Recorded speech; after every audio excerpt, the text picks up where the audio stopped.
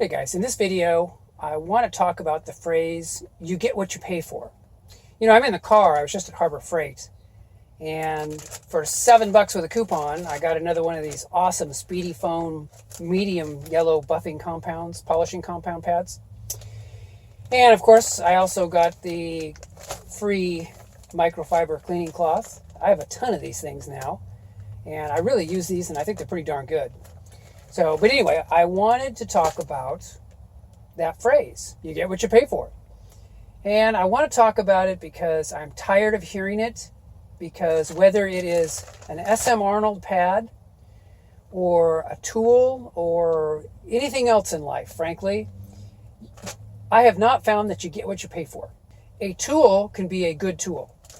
A tool can be a bad tool. Okay, but whether that tool is expensive or whether that tool is inexpensive, a lot of times there's no correlation. I've gone to lots of restaurants, for example, where it was very expensive and the service was poor and the food was bad and I did not get what I paid for.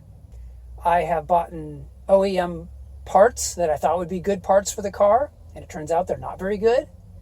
So I just want to kind of push back against that phrase, you get what you pay for, and I want to encourage you guys to do that too. Granted, and I will grant you this, there is a general correlation between the more something costs and the higher quality it tends to be.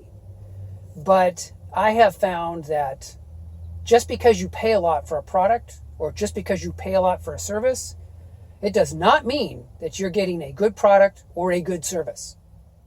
So I just want you guys to be a little bit skeptical as well, especially since we've been talking about Harbor Freight a lot and tools that get the job done and tend to be very inexpensive, i.e. cheap. And so anyway, guys, I just wanted to share that with you, that I personally don't really like that phrase, you get what you pay for.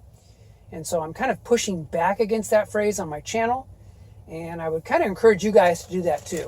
So, and if you ever need an example, think of these Speedy Foam SM Arnold medium polishing pads.